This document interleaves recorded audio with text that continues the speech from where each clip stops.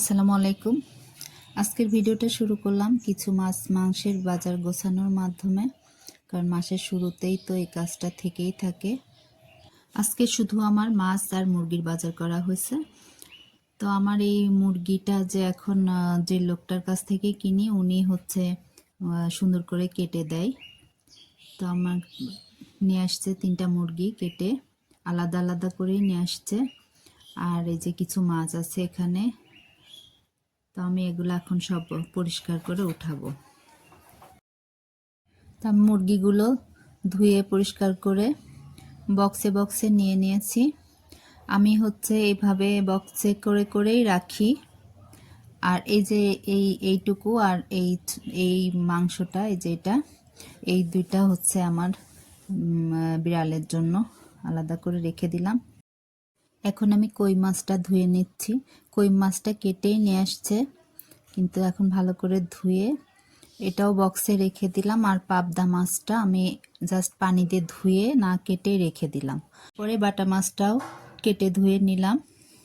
তো আজকে দুপুরবেলা আমি রান্না করিনি। আমার হচ্ছে যা আমাদের খাবার দিচ্ছে, বলতে আমার ভাসুরের আর কি একটাই ছেলে, ওর জন্মদিন ছিল, ওই জন্যে ভাবি আর কি দুপুরবেলা আমার রান্না করতে নিষেধ করছিল।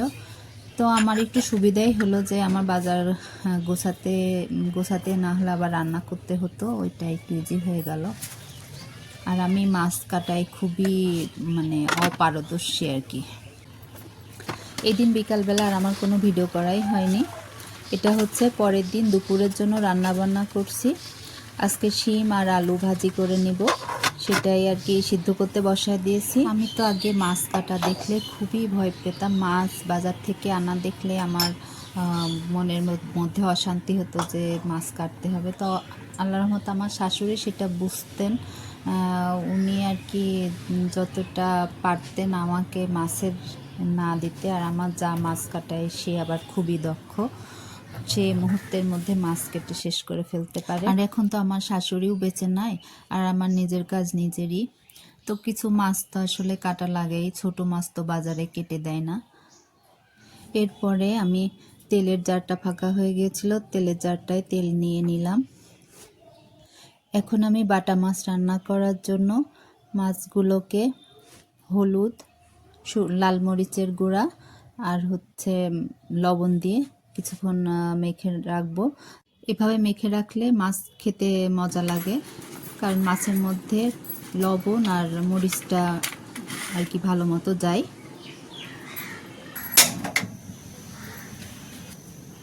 এদিকে চুলায় আমি একটা কড়াই বসা দিয়েছি, যে ওই শিমটা যে সিদ্ধ করে রাখলাম ওইটাকে তেলে দিয়ে দিব।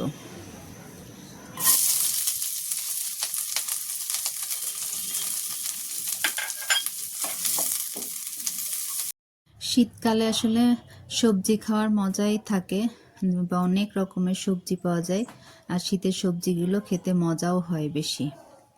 তো শিম ভাজিটা হয়ে গেলে এদিকে আমি আবার মাছটা বসায় দিই। আগে তো ছোট মাছ আম্মা কেটে ধুয়ে প্যাকেট করে দিত।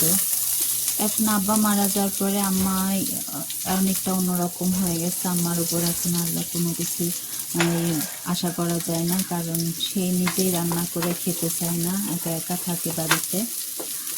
আর এখন হয় যেটা, সেটা হচ্ছে আমার তো একটাই ননদ, আপা ঢাকাতে থাকে।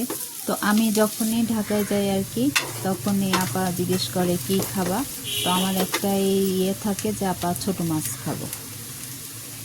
আপার ছোট মাছের চচ্চড়িগুলো খুবই মজা হয়। আপার সব রান্নাই খুব মজা। এরপরে পেঁয়াজটা কিছুটা নরম হলে আমি এর ভিতরে পেঁয়াজ বাটা, কাঁচামরিচ বাটা, ধনের গুঁড়া, জিরা গুঁড়া, হলুদের গুঁড়া সব কিছু দিয়ে একটু কষায় নেব।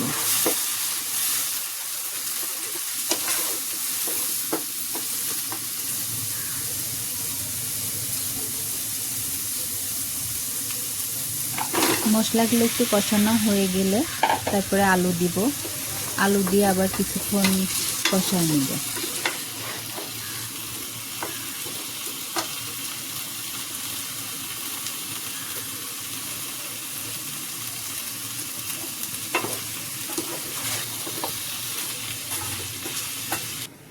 এখন যে শিম ভাজিটা হয়ে গিয়েছিল ওইটা আর কি বাটিতে নিয়ে নিচ্ছি। এমনিতে রান্নাবান্না করা আর ভিডিও করে রান্নাবান্না করা বেশ অনেকটা কষ্টসাধ্য ব্যাপার। ভিডিও করে করে রান্না করা, কাজ করা, তুলতে যে বেশ কিছুটা পড়েও গেল। এই আর কি, আমি তো এখন পরিষ্কার করে নিচ্ছি।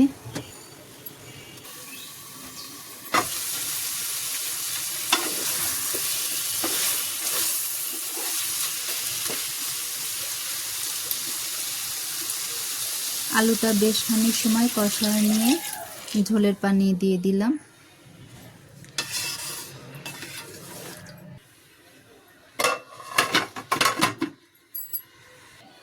শিম ভাজির বাটিটা আমি টেবিলে দিয়ে দিলাম, মানে আমি একটু তাড়াহুড়াই করছি। ঝোলটাতে যখন বলক চলে আসবে তখন মাথায় রাখা মাছগুলো দিয়ে দিব।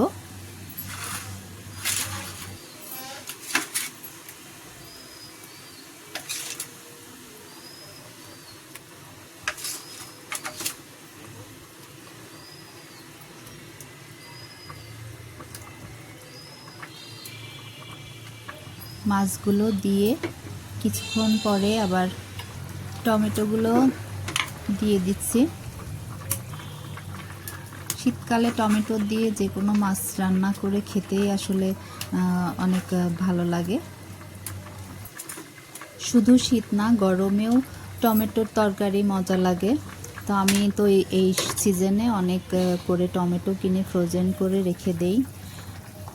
এরপরে আবার আমার হচ্ছে রসুন বাটা শেষ হয়ে গিয়েছিল, তো বেশ কিছু 2-3 দিন ধরে রসুন ছুলে ছুলে জমাচ্ছিলাম।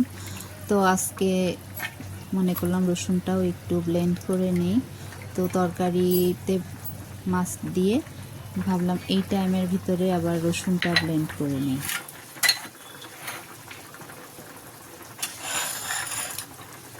আমার মেয়েরা তো মাছ খাবে না, ওদের জন্য আমি ডিম সিদ্ধ করে লবণ হলুদ মাখায় রাখছি, ওদেরকে একটু ডিম ভুনে দিব।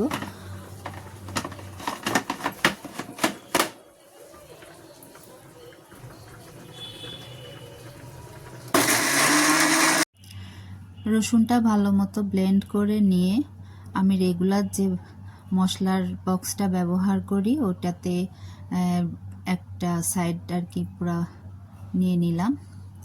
তারপরে বেশ কিছুটা বেঁচে গেল, সেটা আবার আরেকটা বক্সের মধ্যে রেখে দিলাম।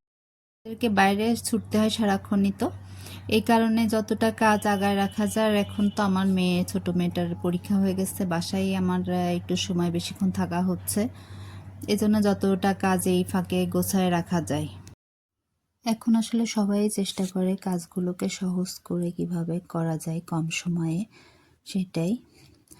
তো এখন আমি যে আমার মেয়েদের জন্য ডিমটা ভুনে নিচ্ছি, আর এদিকে আমার তরকারিটাও হয়ে গেছে।